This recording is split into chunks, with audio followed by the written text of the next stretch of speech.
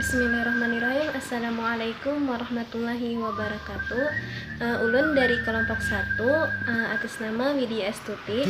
Di sini Ulun ingin menjelaskan sedikit makalah yaitu tentang pendidikan Islam di Indonesia pada era penjajahan Belanda.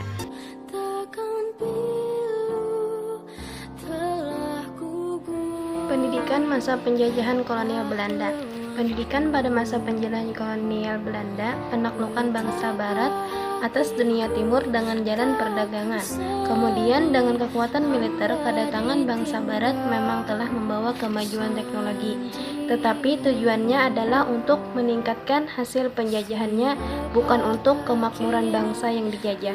Begitu pula di bidang pendidikan.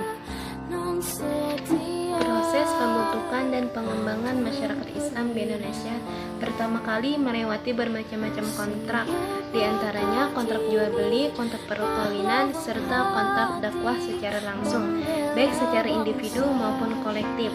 Dari berbagai macam kontrak inilah proses pendidikan dan pengajaran Islam berlangsung, meskipun dalam ruang lingkup yang sederhana.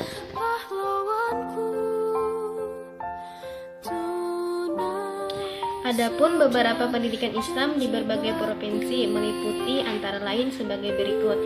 Yang pertama, pendidikan Islam di Sumatera, pendidikan Islam di Aceh. Materi pendidikan Islam di Aceh pada masa penjajahan Belanda adalah sebagai berikut. 1. Belajar huruf hijaiyah. 2. Juz amma disebut Al-Quran kecil.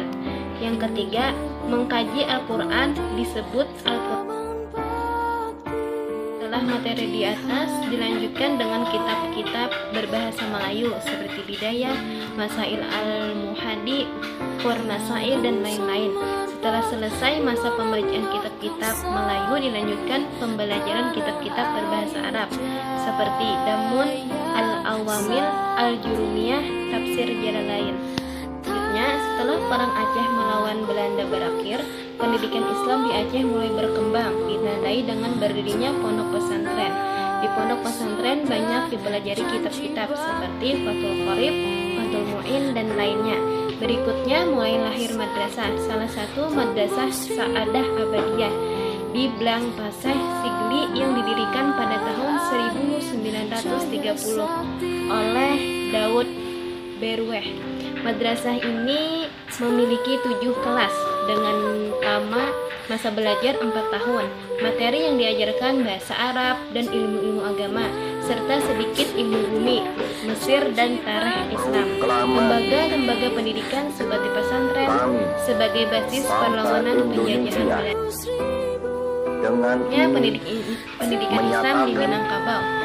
Pendidikan Islam di Minangkabau mengalami perkembangan yang pesat karena banyaknya buku-buku pelajaran agama Islam yang masuk ke sana. Adapun susunan materi pendidikan Islam di Minangkabau antara lain belajar huruf hijaiyah seperti halnya di Aceh. Pengajian kitab yang terbagi atas 3 tingkatan, yaitu Nahwu, Shorof, dan Fikih, Tauhid, dan Tafsir. Pengajian ilmu tasawuf, mantik, dan balaghah. Sistem pendidikan yang digunakan masih seperti masa-masa awal, yaitu halaqah dan sistem majelis taklim. Di Minangkabau yang menjadi pusat pendidikan awal permulaan Islam adalah surau. Pada masa penjajahan Belanda mulai dibuat ruang-ruang berbentuk kelas dinamakan madrasah.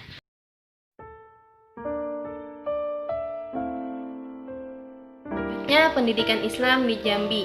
Pesantren Nurul Iman didirikan pada tahun 1914 oleh Haji Abdus Somad, seorang ulama besar di Jambi. Pesantren ini juga berawal dari sistem halaqah, kemudian menggunakan kelas-kelas seperti madrasah modern. Pelajarannya juga begitu, dari sekedar ilmu-ilmu agama, kemudian memasukkan ilmu umum yang dibimbing. Selanjutnya adalah pendidikan Islam di Pulau Jawa. Ada pendidikan Islam di Jawa Timur. Pendidikan Islam yang cukup terkenal di Jawa Timur pada masa penjajahan Belanda adalah di Tebu Ireng, yaitu pesantren yang didirikan oleh Kiai Haji Hashim As'ari pada tahun 1904 Masehi. Pada mulanya hanya diajarkan agama dan bahasa Arab. Kemudian Setelah berdiri Madrasah Salafiyah memasuki ilmu-ilmu umum seperti ilmu bintang, ilmu bumi, dan lain-lain. Pondok Pesantren Tugu Ireng terdiri atas 4 bagian, yaitu Madrasah Ibtidaiyah lamanya 6 tahun, Madrasah Sanawiyah 3 tahun, Mu'allimin 5 tahun, pesantren dengan sistem halaqah. Pendidikan Islam di Jawa Timur pada masa penjajahan Belanda tidak terlepas pada pengaruh organisasi Nahdlatul Ulama yang didirikan pada tanggal 16 Rajab 1344 Hijriah atau 3 Januari 1926 di Surabaya.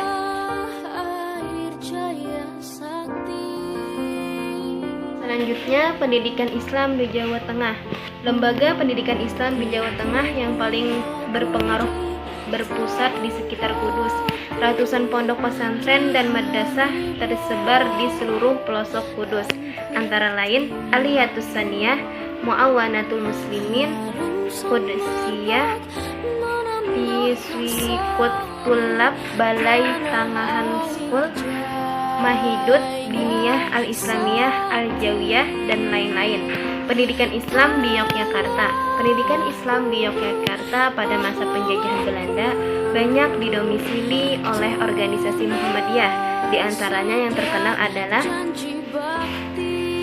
Wiskul Muhammadiyah, Mu'allimat Muhammadiyah, Zuama, Tabligh School, dan HIK Muhammadiyah.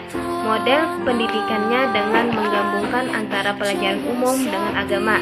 Selain Muhammadiyah, juga ada pondok pesantren Kelab Yak. Selanjutnya, pendidikan Islam di Jawa Barat. Madrasah pertama adalah yang didirikan di Majalengka pada tahun 1917 oleh Perserikatan Umat Islam. Pondok pesantren yang cukup berpengaruh adalah PP Gunung Puyuh di Sukabumi. Selain itu juga pada Pondok Pesantren Persatuan Islam atau Persis. Pondok ini terdiri dari 2 bagian, yaitu pesantren besar atau untuk para santri yang telah cukup umur untuk mendapatkan pendidikan agama, dan pesantren kecil untuk anak-anak kecil yang dilaksanakannya di sore hari. Selanjutnya, pendidikan Islam di Batavia. Madrasah tertua di Batavia adalah Jamiat Khair yang didirikan pada tahun 1905.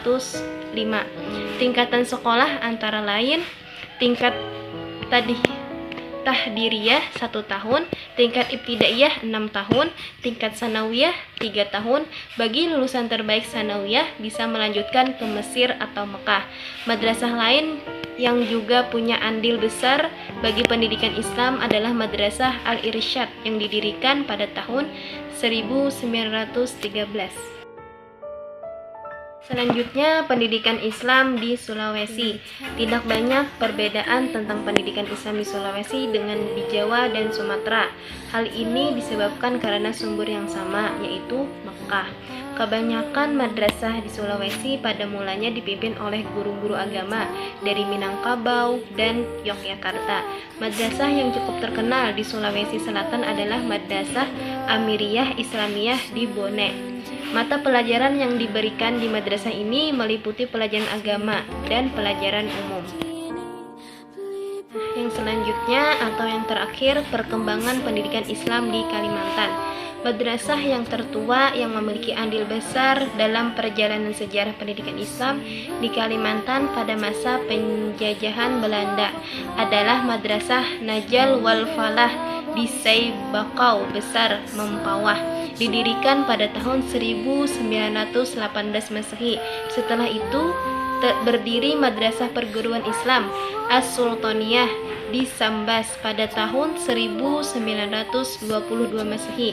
Di Kalimantan pada masa penjajahan Belanda tidak banyak madrasah dan pesantren yang berdiri, namun andil dan maknanya cukup berarti dalam proses pertumbuhan dan perkembangan pendidikan Islam di tanah air Indonesia ini di bagian timur. Mungkin itu saja dari Ulun Widyastuti dari kelompok 1. Mohon maaf kepada semuanya kalau ada salah-salah kata. Mungkin kalau ada yang kurang jelas atau silahkan ditanyakan. Kalau ada yang ingin menambahkan dipersilahkan. Akhirul kalam, wassalamualaikum warahmatullahi wabarakatuh.